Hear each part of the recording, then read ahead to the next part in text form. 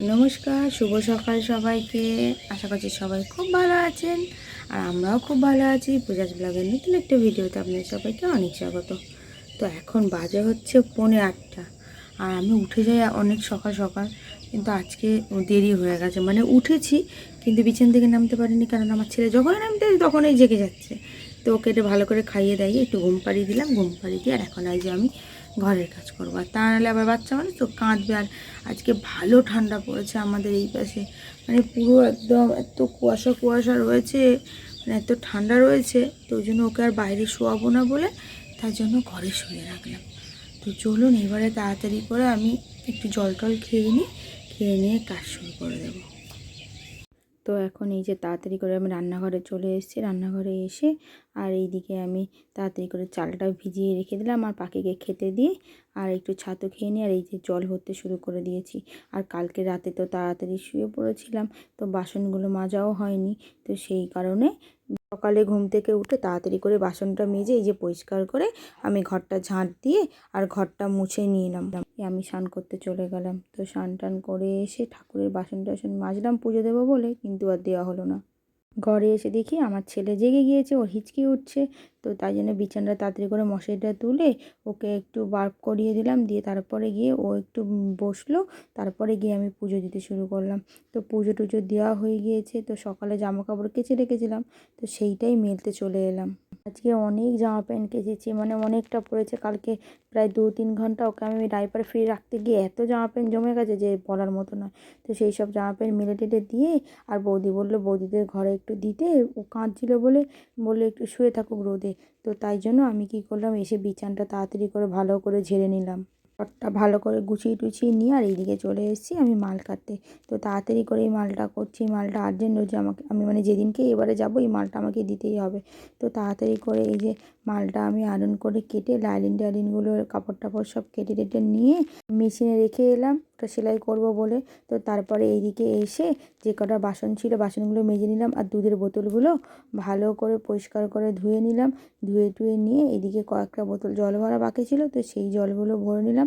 ধরে দুধের বোতলগুলো এই যে গরম জলে ধুয়ে নিচ্ছি। তো এখন বাজে হচ্ছে বিকেল 4:30 বা 4:30 থেকে 4:45। তো আমি বিকেলবেলা গিয়ে জামা কাপড়গুলো তুলে নিয়েছিলাম আর আমার ছেলেকে এখানে খেলছে আর আমি জামা কাপড়গুলো সুন্দর করে সব ভাঁজ করে নিলাম। ভাঁজ টাজ করে আর এই যে শাড়ি বার করেছি।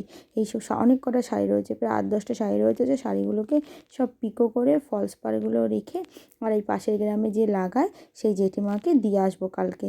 তো সেই জন্য তো তাড়াতাড়ি করে শাড়িগুলো কেটে রেখে দিলাম। আর এইদিকে গিয়ে দেখি আমার ছেলে আবার জেগে গেছে। তো ওকে এখানে এনে শুয়ে রাখলাম, তাও দেখি কাঁদছে। তো ওই জন্য ওকে একটু ওই যে মাসাজ করে দিচ্ছি, একটু সাইক্লিং করে দিলাম, যা যা মানে ডাক্তার বলেছিলো সেইগুলো করে দিই। সবাই বলছিলো যে ওকে টামি টাইমটা বালিশের ওপর না দিতে, তো ওই জন্য শুধুতে দিতে। তাই জন্য এই যে শুধু একটু টামি টাইম দিয়ে দিলাম। দিয়ে ওই যে ও একটু খেলছে, খেলতে খেলতে ওকে একটু গরম সেঁকও দিয়ে দিলাম পেটে। তো তারপরে গিয়ে আমি এই শাড়িগুলোকে পিকো করতে এলাম। কখন থেকে আমি শাড়িগুলো কেটে রেখেছি পিকো করবো বলে, করতে আর পারছি না। আমার ছেলে একবার ঘুমাচ্ছে, উঠে যাচ্ছে, খিদে পাচ্ছে, উঠে যাচ্ছে, এই করছে। এখন ওকে ভালো করে ঘুম পাড়িয়ে দিয়ে আর এখন এই শাড়িগুলোকে পিকো করতে এসেছি। কালকে যাবো দিতে শাড়িগুলো, পিকো যদি না করা হয় কী করে হবে? শাড়িগুলো আর পিকোই করা হচ্ছে না, সব শাড়িগুলো কেটে রেখেছি কিন্তু পিকো করতে পারছি না। তো এই যে তাড়াতাড়ি করে শাড়িগুলোকে সব আমি পিকো করে নিলাম। পিকো টিকো করে মেশিন টেশিনগুলো গুছিয়ে রেখে আর এইদিকে আমি চলে এসেছি পাড়গুলো বাজবো বলে। এখন সব পিকো করা হয়ে গেছে, এখন এই পাড়গুলো বের হয়েছে আর প্যাকিং করে রাখবো। তো তাড়াতাড়ি পাড়গুলোকে সব মিলিয়ে রাখলাম। এত পাড় তাও খুঁজে পাওয়া যায় না, তো মিলিয়ে রেখে আর এইদিকে আমি ভাত গরম করতে চলে এসেছি। তো এই যে ভাত তরকারিটা গরম টরম করা হয়ে গেছে, খেতে যাব। আমার ছেলে আবার জেগে গেছে, তো ওকে এই যে এখানে নিয়ে এসে শুয়ে রেখেছি আর একটু বাজাচ্ছি, তাও সে বেচারা কেঁদেই যাচ্ছে। তো কী করবো, লাস্ট পর্যন্ত হাত ধুয়ে তো ওকে অনেকক্ষণ ধরে এই যে ঘুরিয়ে একটু শান্ত করে দিলাম। আবার খাচ্ছে, আবার কাঁদছে। তো তাড়াতাড়ি করে এই যে খেয়ে আমি থালাটা রেখে আর 2-4টে বাসন ছিল তো এই বাসনগুলো আমি পরে মেজেছি, এখন আর মাজতে পারিনি। ওকে আগে শান্ত করে খাইয়ে দাইয়ে ঘুম পাড়িয়ে দিয়ে এসে বাসনগুলো মেজে আর এইদিকে একটা মাল কাটছি, বলি যতটা পারি কেটে রাখি। তো এই যে কাটতে কাটতে তাও এখন বেজে গেছে প্রায় 11টার উপরে। তো তারপরে অর্ধেকটা মাল কেটেছি, পুরোটা আর কাটতে পারিনি। তারপরে গিয়ে আমি 11:30টার দিকে শুয়ে পড়েছি, কারণ আমি যতক্ষণ না শোবো ততক্ষণ আমার ছেলে শোয় না। মানে ওর পাশে যেতে হবে তারপরে ও শোবে, নাহলে ততক্ষণ জেগে থাকবে, একবার করে কাঁদবে, আর আমারও ডিস্টার্ব, বারবার কাঁদলে বারবার যেতে হবে, সময়টাও নষ্ট। তা ভাবলাম ঠিক আছে সকালবেলা তাড়াতাড়ি উঠে যাব, তাই গিয়ে শুয়ে পড়লাম। তো ভিডিওটা আজকে আমি এখানেই শেষ করলাম। ভিডিওটা কেমন হয়েছে জানাতে ভুলবেন না, ভালো লাগলে অবশ্যই লাইক কমেন্ট শেয়ার করে আমাদের পাশে থাকবেন। আর আপনি যদি ভিডিওটি ফেসবুক থেকে দেখে থাকেন, চ্যানেলটি যদি আপনার ফলো করা না থাকে ফলো করে দিয়ে আমাদের পাশে থাকবেন। সবাই খুব ভালো থাকবেন, সুস্থ থাকবেন। দেখা হচ্ছে নতুন কোনো ভিডিও নতুন কোনো সময়।